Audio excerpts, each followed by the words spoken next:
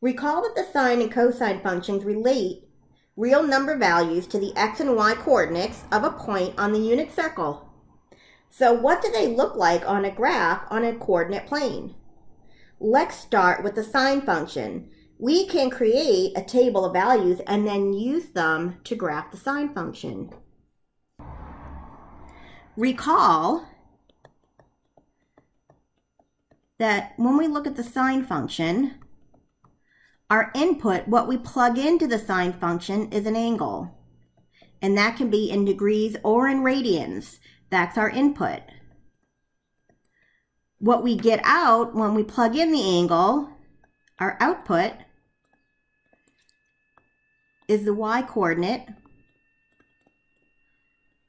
on that point on the unit circle where the angle sweeps out. So to make our table of values, I have both degrees and radians here. In either form, these are both your input values. You choose to use degrees or radians. And then your output value, those are your y coordinates on the unit circle where that angle sweeps out. Okay, so starting, we're going to use degrees when we make this table. So looking at our first input, looking at 0 degrees, that would be right here. This point right here would be 1, 0. So my y coordinate would be 0. That's my value of my sine at 0 degrees. So I'm going to put that down as my output. So I have the ordered pair. Let's start off. I have the point 0, 0. When I sweep open to 30 degrees, that's my input, 30 degrees. My y coordinate on the unit circle where that sweeps open is 1/2 or 0.5 in decimal form. So I have another point, 30 degrees, 1/2 or 0.5. When I sweep open to 45 degrees, I have the y coordinate of square root of 2 over 2.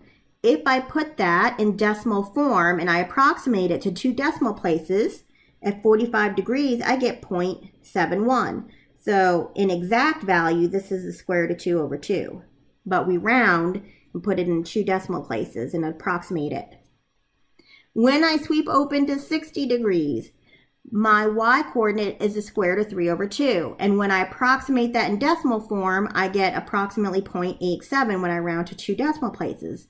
So I have another ordered pair, 60 and 0.87. And to complete the first quadrant, when I sweep open to 90 degrees, my y coordinate is 1. So I get the point 90 degrees and 1. If I was looking at radians, I would say at 0 radians, I would have 0 for the value of my sine function. If I have pi over 6, it would be 0.5. At pi over 4, it would be 0.7. At pi over 3, 0.87. And pi over 2 at 1. This represents the first quadrant. In the first quadrant, sine is positive. So all these values should be positive, and they are. If I continue this cycle and I keep going and list all my y coordinates all the way through the second quadrant, I would get these values.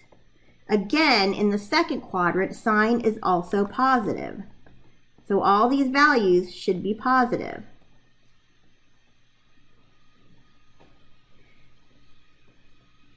Here's quadrant 3. When I get down to this quadrant here, sine is negative. That's my y coordinates, so these are all negative. So that's why I have all negatives here. And then lastly, if I sweep through and finish one complete cycle, all of these values in here, this is quadrant 4, so all those y values should also be negative, which is why we have negative values here. Now using this table, we can now plot these values on our coordinate plane. This graph uses radians, so instead of using degrees like we did on the first screen, we're going to use ratings as our input. So I'm going to use these points here. So I'm going to plot the point 0, 0. Then I'm going to plot the point pi over 6.5. That's right here. Here's my 0.5. Then I'm going to plot pi over 4 and 0.71. Then I'm going to plot pi over 3, 0.87.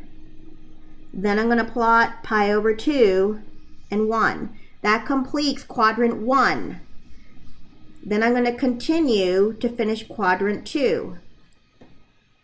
These are the points I would plot for quadrant 2. All of these. This would be for quadrant 3. Now I'm starting to get negative values, so when I plot that, this is where it's going to dip below the x-axis when I start plotting these. And then here's quadrant 4. That would be this piece right here. If I continued another cycle around the circle, then this would continue, this pattern, and it would just keep going forever. If I go into negative angles, that's when I go in around the circle in the negative direction or clockwise. I would continue this way. Notice my domain, since I can plug in any angle I want, and this graph goes in either direction forever, my domain would be minus infinity to infinity. My range, however, only goes from -1 to 1. Here's my lowest point.